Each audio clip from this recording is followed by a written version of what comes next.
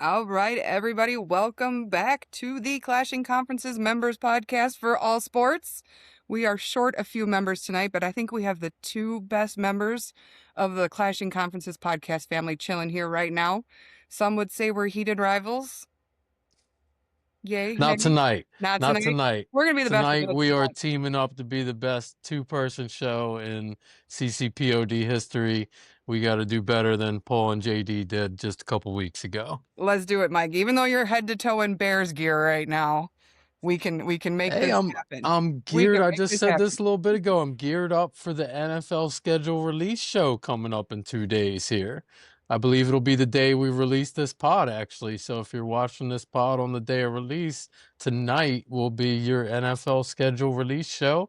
You can find out who your team is playing for 17 games this year and start to get ramped up for some NFL in a couple months. So, oh God, NFL, what, 3 months? Yeah. August for preseason? Man, it's just flying by. Where has the time Camps are gone? going to be here before you know it. I know.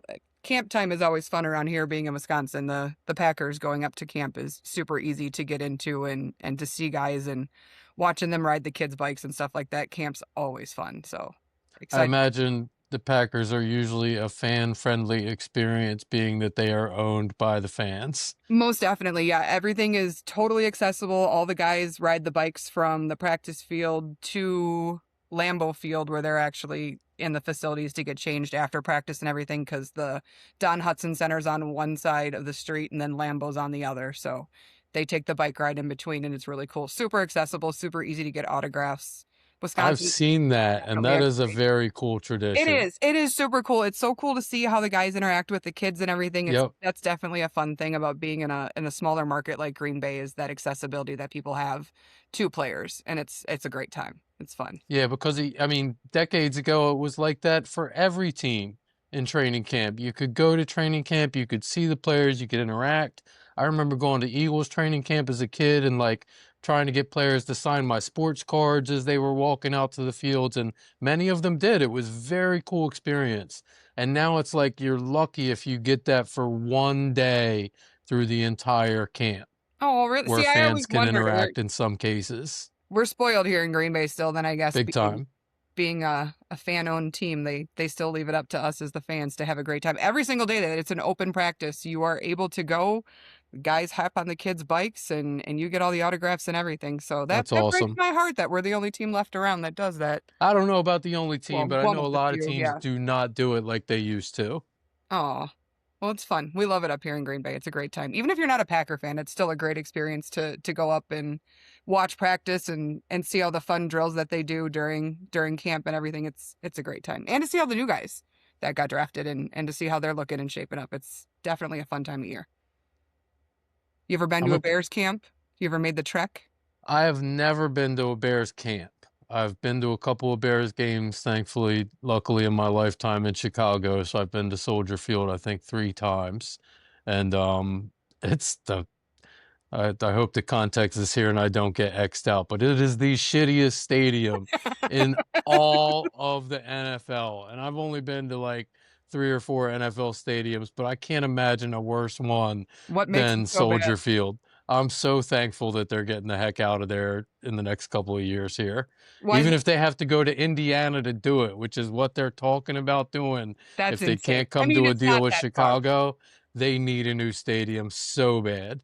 But why? Why is it so bad? I've never been to Soldier Field. Being only 3 hours away, I've never been to Soldier Field. First of all, just walking up to it now, it looks horrendous from the outside. It looks like they took like this iconic Soldier Field with the Coliseum columns like outside that look really cool. And it looks like when they did the expansion, they just dropped a spaceship on top of this like Roman Empire. You know what I mean? Like it's so out of place. It doesn't match. It looks just awful, the aesthetics of it, one thing on top of another, like that don't go together.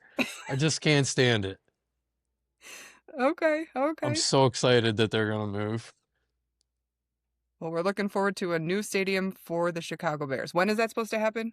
I do not know. We don't even know where. I mean, like we bought land a couple of years ago in a place called Arlington, like a suburb of Chicago, Mhm. big racetrack. They had expected that that would be the thing, and then I guess haven't been able to come to a deal with the city on all the tax ramifications and all the deals that the teams always want when they agree to build new stadium and all that. So I guess a town in Gary, Indiana, I think it is, stepped up and their mayor was like, "Hey, come here. We'll give you everything you want." Rolled out the red carpets, showed them the package and the lakefront property they wanted to put the stadium on, and everything was wonderful. And the Bears were like, "All right, Chicago, ball's in your court. We got another option. What do you want to do?" But is Gary, Indiana really an option?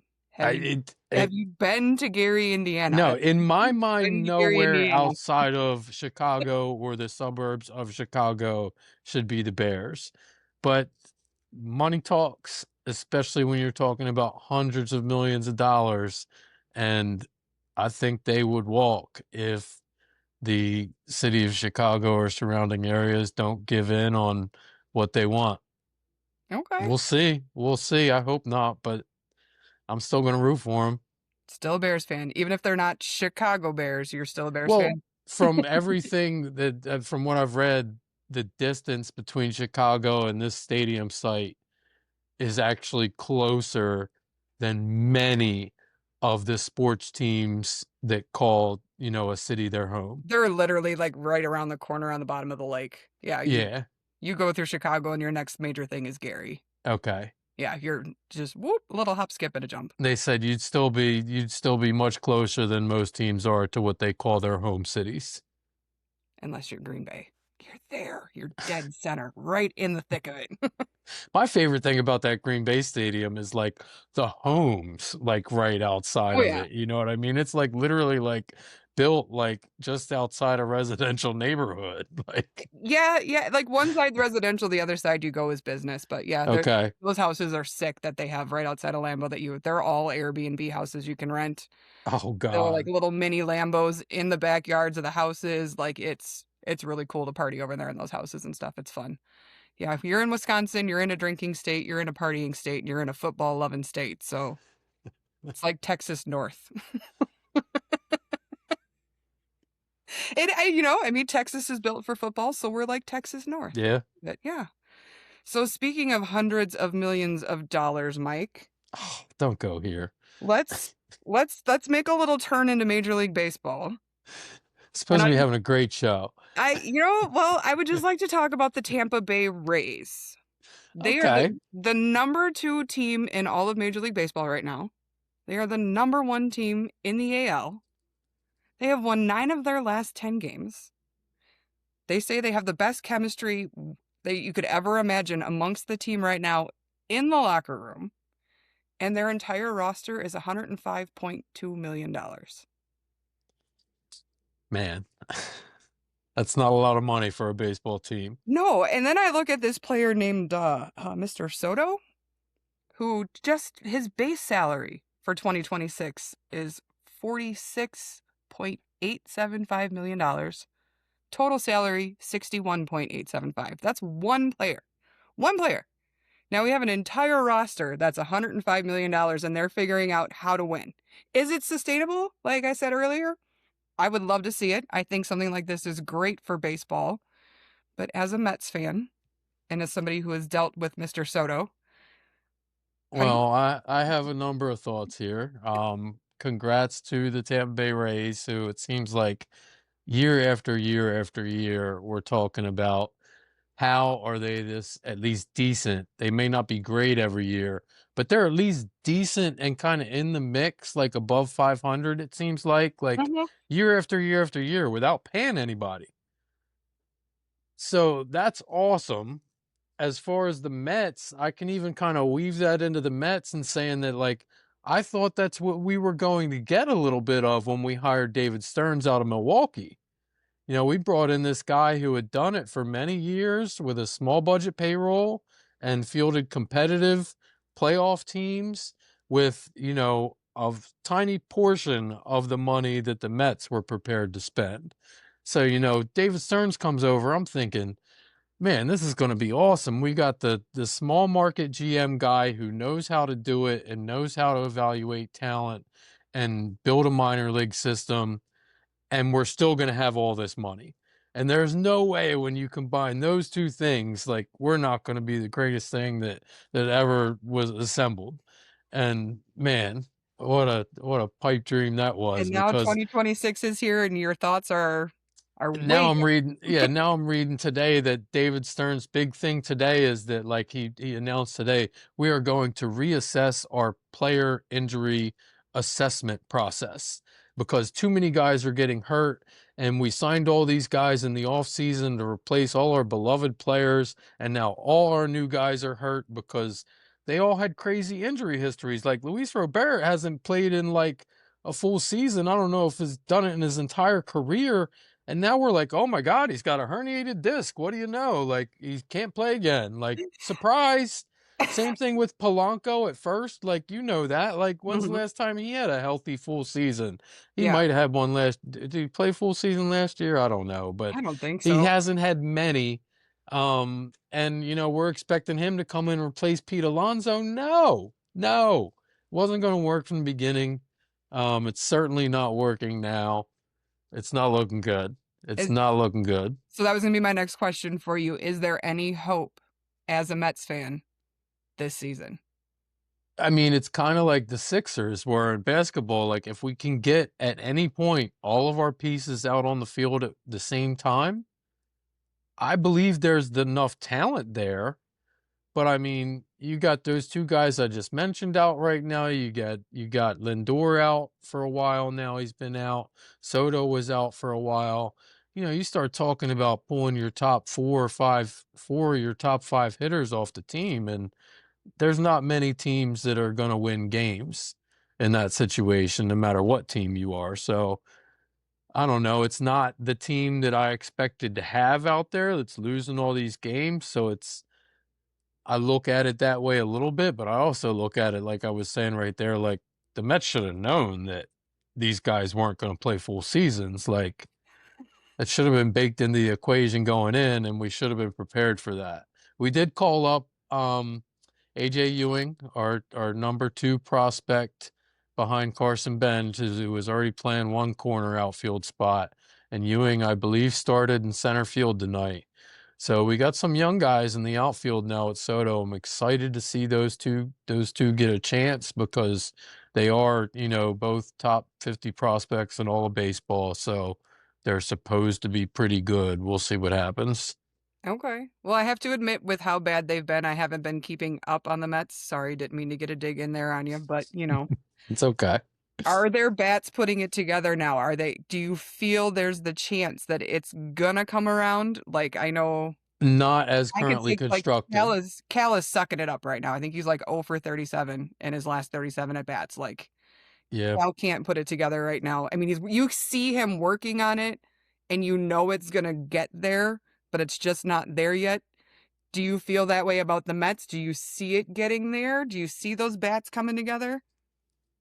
I think Lindor will be fine when he gets back. He's historically a slow starter, and he had that broken hamate bone in spring training that set him back and had surgery and, probably shouldn't have been there on opening day, but he rushed himself back and, ended up out again. I think he'll be fine. I know Soto will be fine. I mean, Soto's not having a great start to the year, but it's not nearly as bad as it was last year to start the year, where he was just one of the worst hitters in baseball for the first couple of weeks for us, and people were acting like the world was crashing. And then at the end of the year, you look at his numbers, and he had incredible final season numbers. I mean, he finished as easily not arguable behind Judge, one of the top, 3, 4 hitters in baseball last year, maybe behind him and Raleigh. So Soto will be fine. Um, Outside of that, like I just like you can't count on any of these guys. Just can't. Bichette hasn't hit yet. I mean, he's coming around a little bit recently, but they're bouncing him between third and short now when they promised him he was only going to play third if he would move there. And And I heard he Lindor got hurt, and then Mauricio, the guy who we had playing for Lindor, got hurt, and we needed a shortstop. We didn't have anybody else, and this guy's played there his whole career. We needed to come back, and he's been awesome. No questions or complaints out of him.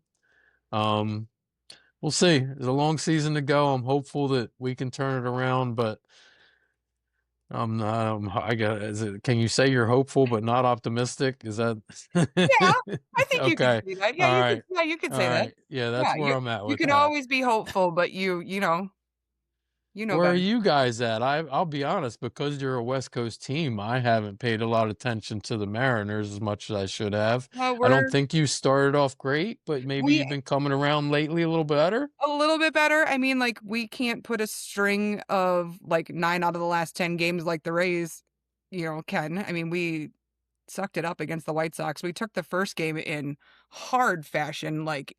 I was like, oh, this series is going to be so great. And then it made me rethink about the White Sox and have to go back and look at them. That rookie that they got, man, he hit Yeah. dingers and only dingers. Yeah.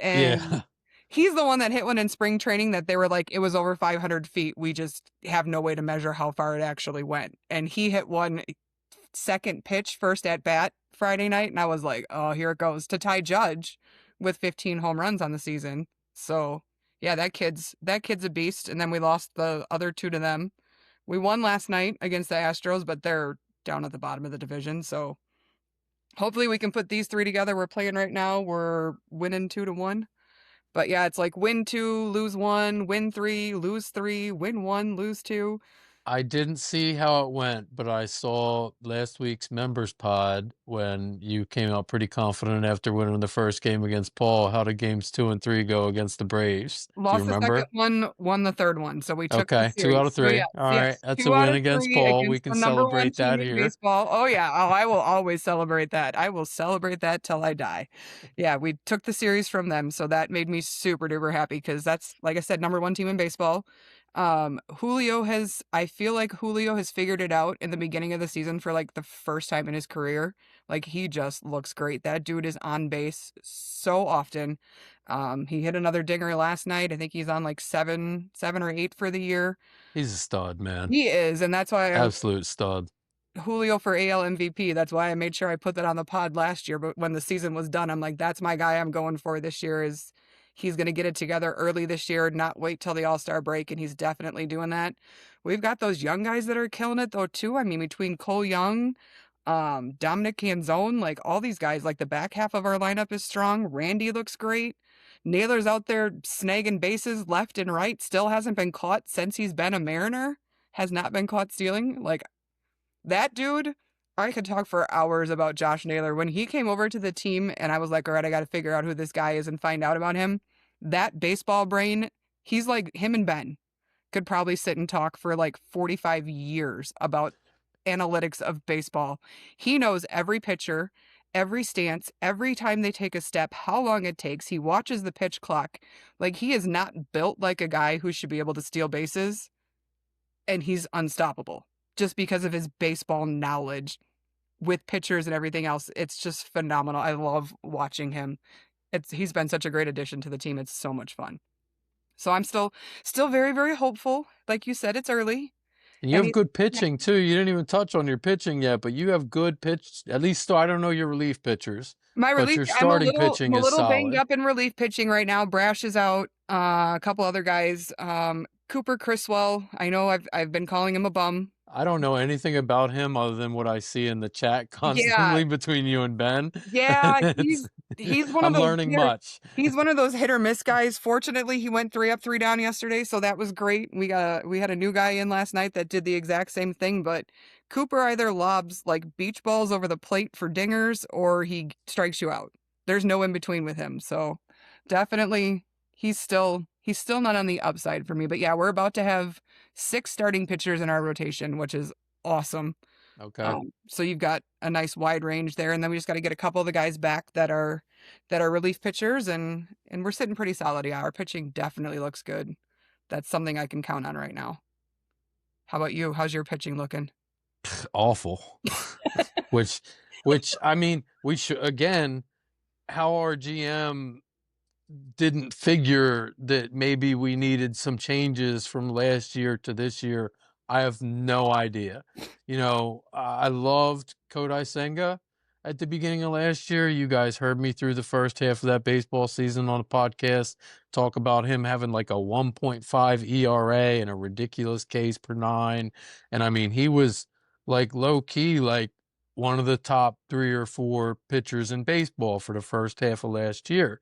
And then he got hurt on that stupid trying to cover first base hamstring pull where Pete Alonso made a bad toss and the guy tried to stretch out to catch it and pulled a hamstring, and he ain't been the same since.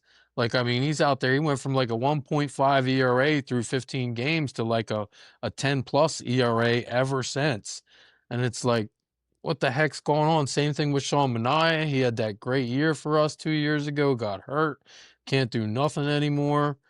He's been relegated to the bullpen. We got David Peterson that Benny is giving crap about all the time because he can't get his BD or LD or whatever Ben decides for that day together. You know what I mean? Like, I mean, it's they all stink. They all stink.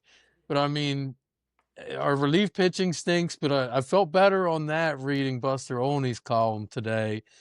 He said, and I wrote this down because it was such a big number. Take a guess at how many relief pitchers have it. There's 30 teams in MLB. Yeah, 30 teams in MLB. Take a guess how many relief pitchers have a save so far this year. Oh God, I don't even know. What is it? Something stupid like 3? 118. I was like, 118 different relief pitchers have a save, and we're only a quarter of the way into the season. wow. Like, that's like relief pitchers are having a historically bad year at like keeping their jobs or staying on the field. That's an amazing number. That's crazy. That is crazy. Used to be that you had, one closer Mm-hmm. and that was your closer unless they got hurt or like, severely outpitched so bad that they got demoted. But most time your closer's your closer all year. And other than a couple situations, back-to-back games or 3 back-to-backs, where you don't want to pitch a guy 3 days in a row. Long Like, extra inning games that happen, yeah, it's a weird thing to have that many already. That's crazy. So I felt not as bad that our relief pitching sucks. So I figure everybody's must suck. Yeah, we'll see. We'll see. All right, so a couple other things with baseball. I just want to mention Bobby Cox. We lost him last week, as well as Ted Turner. Big, huge people in baseball. So RIP to those guys. Yep. Ted Turner did so much for baseball and TBS. Oh, absolutely. Putting baseball on TV every day of a season. It didn't matter what team it was. It was cool to have a team on television every single day. And millions of people grew up Braves fans because of that. Mm-hmm. Yeah, everybody had TBS. You always got, I'm culprit for that in the 90s. Watched all the Braves games. Absolutely. You didn't even get your local team that much on TV back then. Oh, God, no, you never did. It was always the Braves. So, yeah. Everybody was a Braves fan because that was the only team you could watch on TV no matter where you lived. And obviously Bobby Cox, I mean, phenomenal. Yeah. Phenomenal guy. Did a lot for baseball as well. Hated him as an active manager, but much respect. One of the best to ever do it. Yep, for sure. What up, everybody? The Beard is here. Hey, I want to give a quick shout out to one of our sponsors, the law offices of William P. Harrington. Credit card litigation, Chapter 7 bankruptcy, estate planning, estate administration, guardianships, they do it all. As a member, listener, follower, supporter of our network, they are offering you a 15% discount on these services. So if you are in the Pennsylvania or New Jersey area, schedule your free consultation today.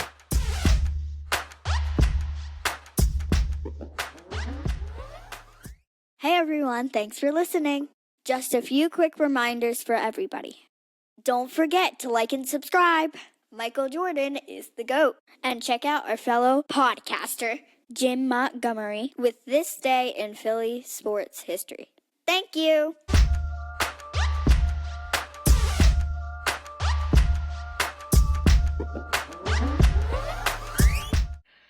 So we touched on NBA in the NBA podcast, but let's, in this members pod, go a little bit into it. I want to know, Mike, what you think the two teams in the finals are going to be and how they're going to get there. It's gonna be OKC, and I think they're gonna lose a game to the Spurs. I mean, they haven't lost a game yet in the playoffs. They're what are they, 7-0 or 8? The first round was just best of 5, right? Mm-hmm. I think 7. Oh, 7? Was it all Yeah. 7? All Yeah, right. they're all So 7 they're now. 8-0 right now in the balloons out of the I know. producer Steve's screen, just throwing us off here. Not sure what that was. We found like Lewis's heart just Yep. became like this is apparently the balloon symbol, and balloons will like jump up in the air. It's really weird. Anyway, that just totally threw me off. What the heck are we even talking about? Yeah, OKC not losing a Yep. game. So I think they will lose the game to the Spurs, but the Spurs aren't going to slow that train enough to make it. And now we got fireworks. So you got to go. You got to come on screen if you're going to keep doing this. They'll lose a game to the Spurs, but the Spurs aren't going to slow that train. OKC's going to the finals, and Who are they playing? man, I hate even thinking about it out loud, but I don't see anybody stopping this Knicks train. And who wins We'll it all? see. I mean, Detroit and Cleveland could both give the Knicks a run. I don't think the Knicks walk over anybody in the Eastern Conference Finals, regardless of who they play. So do you But think that they're going to play differently now? Number one, they've got some time. They have a break. mhm, You know what breaks do to some teams. and go both ways. And because they just mollywopped the Sixers so bad, do you think their confidence level is too high going into this next series and having a break? Do you think they go down a Well, I game right mean, away, I think potentially? Brunson's he's one of the cockiest MFers out there. Like his confidence is sky high, whether they beat down on the Sixers or not. Um, I don't know. What do you? I don't know. What do you Oh, think? I think that having that much time off in between typically is more of a bad than a good thing. I mean, I have to just like thinking about like teams that have had a lot of time in between series. I feel like it usually hurts more than it helps, in my own personal opinion. I feel like what it was over 100 points in 4 games that they beat the Yeah. Sixers by, Yep. like right total. I mean, that's like playing an entire another game and still probably beating them. So I don't know. Brunson's head is definitely, you said he's arrogant. His head is huge. I don't know how he carries it around. No, we're not allowed to say that anymore. My wife has told me twice in the past week that I have a big head, and immediately I'm like, "Look, man, I'm not Brunson. Leave me alone. I thought Stop that picking was the on me." funniest thing that I have ever read in the last year of being a part of this podcast family in the Discord was that his wife is afraid of their baby having a big head, and Mike's first thought was Jalen Brunson. That's how much we talk about how big Jalen Brunson's head is that's where your head went. I think it's hilarious. Immediately. Immediately, like, She's yeah, basically what calling me Brunson's Brunson slander? out here. That's hilarious. But I think I hope that it's the Cavs that go play the Knicks. I think that's a fun matchup. Not that the Pistons Knicks wouldn't be a fun matchup, but I think the Cavs Knicks would be a fun matchup, and I think that's one that would probably go 6, with unfortunately the Knicks probably still winning. I agree with you 100% on your wording there. The Pistons are not a fun team to watch. No, they're not. I mean, Cade Cunningham is really the only person that's any kind of exciting on that team, or Mhm. like you would ever buy a ticket to like want to see play, and that's not enough for me. As good as he is, he's amazing. He's a very talented, big guy to be playing point guard the way he is. And he's amazing, but that's not enough for me to get excited to watch the Pistons. Yeah. So Yeah. I'm with you. I would love to see the Cavs play. I think that would be a more exciting series to watch. Yeah, I'd love to see Cavs Knicks, and like I said, I think the Knicks are probably going to end up winning that. So the Knicks are my team going from the East. from the I way. think the Knicks get blowed out by anybody in the West in the Oh, finals. 100%. 100%. That is definitely something that we touched on in the NBA pod, but like the East has been so strong for so long, minus like you have your sprinkling teams in the West, like Golden State had their run for a while, obviously LeBron going to the Lakers and now the last couple of years, but like from the 20 aughts through the 2010s. I mean, that was such a East heavy minus like the Duncan years with the Spurs. But it's been so East heavy like the last 15 years that it's kind of nice to see the West, but I feel like the East is really, like we said, kind of taking a downturn. Like these teams, like I feel like the 5, 6 seed from the West could just wallop on the 1 and 2 seeds from the East right now and how they stand. For sure. We need the Hornets and the Heat to make a come up and save the East. Hey, I'm here for it. I am 100% here for it. That is a partnership I can get in on. Heat Hornets 1 and 2. Let's go. Let's go. I'm down all day long. But I am opposite of you. I think for some reason, I don't know, I just have this weird feeling in my bones that San Antonio is going to beat OKC Okay. and that it's going to be Spurs and Knicks in the finals with the Spurs winning it all. I think. I would love. I know do they're. have I to just go would love back. to see that with that young team. Yeah. I like what they've got going on there. I know there's not a lot of experience there, but I would just love to see that come through and that excitement. And I think that would really help the NBA a lot with the flopping and everything else that's going on that's losing a lot of Yeah. people. And I mean, even through the playoffs, I've heard so many people complain about the NBA and how they just don't watch anymore and that it's not exciting and that they stopped watching college basketball because they don't get excited about those guys going into the NBA and watching them play in the NBA in the future because the NBA has gotten so bad. And that breaks my heart. So, I mean, I would love to see a young team like the Spurs do it. I mean, OKC is a young team too. We watched them do it last year. Do they back to back Mhm. it? You think they do? Oh, we'll see. We'll I could see. see the Spurs. I mean, the Wemby is the unicorn. Yeah, There's 100%. there's nobody else like him. Nobody on OKC is stopping him. They might slow him down. They do have some decent bigs on OKC's team, but nobody's stopping Wemby. Mhm. He's going to get his 20 and 12 every night in his sleep and do much better than that when he's not sleeping. So, And then throw an elbow here or there. yeah, you got to watch out for those now too. I mean, when you got a wingspan that long, nobody's safe anywhere on the court, No, right? no. Gonna hit you on the baseline from the free throw line. Right, right. Oh, that dude's insane. I mean, I'm glad that as tall of a guy as he is, that he's actually a good athletic basketball player and not just a guy with height. Because we've seen Yeah, some guys come into the NBA, they're like, holy. many of them. I was trying to be nice. I was trying to be nice by saying some. And they don't amount to anything, but I was hoping Wemby wasn't going to be that way, and I'm super glad he wasn't because he's exciting to watch. I think he's a good young guy to keep some people still interested in the NBA. I think he'll be fun to watch for years to come.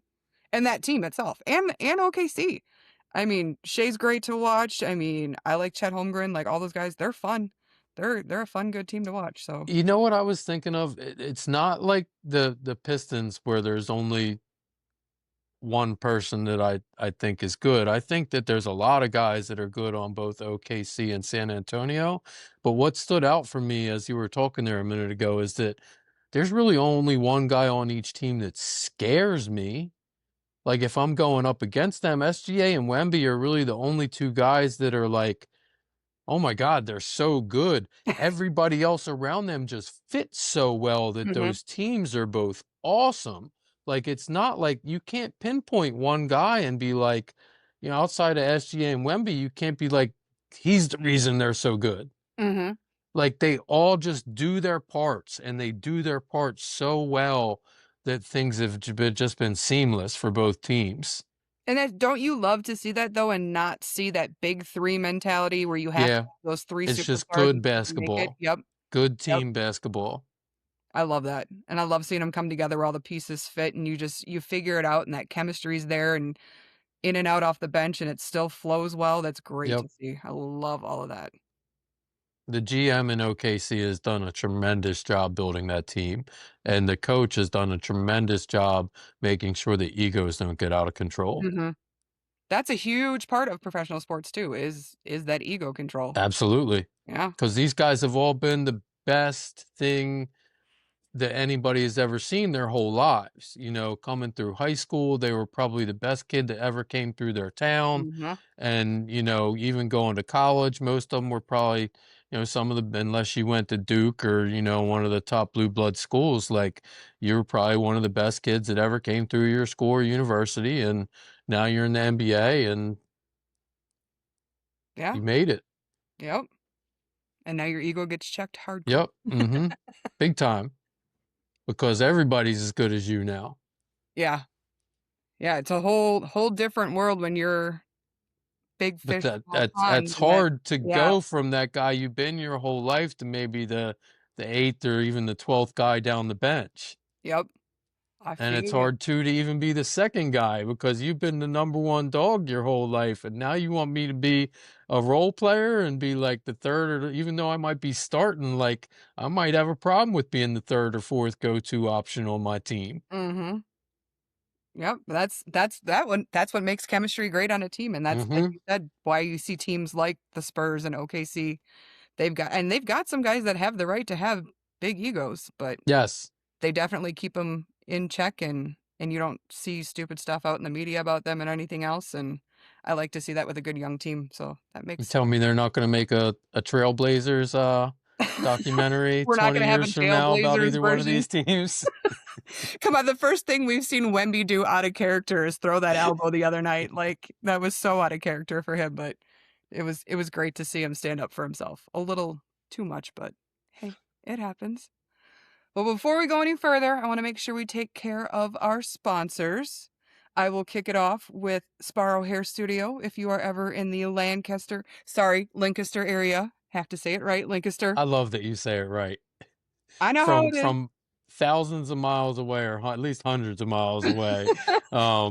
You know, even the local people here don't get it right, but you've gotten it right since day one. Yeah, well, because Paul made sure that I said Lancaster and not Lancaster. So Lancaster, if you're in the Lancaster area, go see Lean at Sparrow Hair Studio. Let her know you're part of the Clashing Conferences podcast family, and she will give you a discount on your haircut, your beard trim, whatever you need to look good, right and tight. Mike, you want to take another one for me? I'll do Jim Montgomery, this day in Philly sports history. It is just a overwhelming source of knowledge on all things Philadelphia sports. He's been a 4-for-4 guy his entire life, and he does not miss a day. He's been going strong for I don't know how many years, and I think he takes the weekends off, but Monday through Friday, you can catch him every single day on this day in Philadelphia sports history through any of the podcast options that you may have. Speaking of another content machine, our newest partner over here with JD Talking Sports. He's normally on with us, but he's out at an event tonight, so he couldn't join us. JD is that guy, like you guys said in the NBA podcast, if anybody was ever meant to talk sports and be somewhere where you can hear his voice, he has that voice. JD talks to everybody in every facet to do with sports. I mean, from finding the woman who was getting sports bras for girls to, the guy that coaches in Oregon. I mean, like, he's got connections everywhere, and it's always something fun, always something interesting. And that man is a stat man as well, and he has fit in great with our family. We love partnering with him here at the Clashing Conferences. So check him out. It is JD Talking Sports. And our last one, Mike. I gotta say before I get to the last one, I gotta get on a show with JD. I haven't done one yet. He and I have been on a lot of different shows already since he's been with us, and we just haven't crossed paths yet. So JD, you're out there. I'm looking forward to catching up with you soon and getting to know you and doing a show together. I And still then love him even though he's a Yankees fan. Yeah, that part's tough for me. He'd be giving a little bit of Mets crap in the Discord every once in a while. I'm like, I thought I liked you, man. Come on. Our last sponsor, none other than Lotwin. I have a chain myself for a special Clashing Conferences podcast chain that we have here and we use for a lot of our giveaways and championships. And They do a great job for us putting together any kind of custom chain you want. If you want something for your podcast or your son's little league team or your daughter's softball team, you can get literally anything you want made. Use code TCCPOD and get a 10% discount. Beautiful. All right, Mike, what are you looking forward to in the next 7 days in the sporting world? What's going to be your biggest thing you're looking forward to? I don't have a lot left, Kristy. That's why I'm all bearsed up for here right now for a scheduled release show that happens in 2 days. You're So thinking that's going to be the highest high point of your next 7 days with your team? it could be. It could be. I mean, I'm the Mets are sorry. going nowhere fast, and the Hornets already got our 0.5% dream dashed in the lottery where we didn't move up from 14th into the top 4. Devastating. And what else do I have? Yeah, I suppose your NFL release schedule is going to be the top thing that's happening. I'm sorry. Unless we get a whole bunch of players off the IR in the next couple weeks, which it is not looking likely based on what David Stern said today about that whole injury reassessment thing. I mean, I feel like that was him saying that these guys that are out right now are not going to be back anytime soon. We made some mistakes. Is that what you're feeling that comment related to? Yeah, 100%. Okay. I mean, Robert has a herniated disc, which, I mean, like I've had myself. Like, I mean, sometimes it's okay, but sometimes you end up under the knife and you're out for months. So that doesn't sound good, and none of it sounds good. So if we could get a healthy Mets team, you'd feel this much better? Yes, I would feel like maybe we could win a couple of games. Okay. Okay, here's the burning question. Over or under 500 at the end of the season for the Mets? What's your prediction right now? Under. Under? Unless a lot changes very quickly, we are not going to be over that number. No playoff hopes? Nothing? Not today. Not Okay. to you give me 3 of my 4 guys off the injured list and we can talk about a small chance. I mean, the Phillies turned their crap around pretty quick here in the past 2 weeks. So, they're still only, I don't know, 3.5 games ahead of us. So it's not like it's a walloping lead, but it wasn't that long ago people were talking about them as much as they were talking about us being bad. So things can change quickly in baseball. You rack off a 10-game winning streak, which we've seemingly done at least once or twice a year for the last couple of years. So if we could get one of those, then you're right back to 500 all of a sudden. It's a new season, but we're not going to win 10 games in a row with our lineup as currently constructed. I would have to unfortunately agree with you, Mike, on that one for sure. Well, I'm hoping the Mariners can string together more than 2 wins in a row. That's my wish for the next 7 days. I would love to see that. And other than that, unless you got anything else, Mike, I feel like we have had a Don't think I do. 2-man show going on here. No. You Big do? shout out to, we're not going to do LaMelo Ball this show. Oh. Big shout out to Big Tone Anthony Douglas for getting an internship with the Tri-City Chili Peppers baseball team, doing big things from the podcast crew. Congratulations, Anthony. Good luck. We expect swag. We want swag. We love swag. Yes, that's awesome. And on that note, we will end it for tonight. Mike, thank you for joining me. I know this isn't your normal thing to do, but we were very light tonight, so we took our It was good to be back on the member show. I used to do this all the time, but I kind of stepped aside to give other people a little bit of a chance, and it's been going really well, but it's great to be back.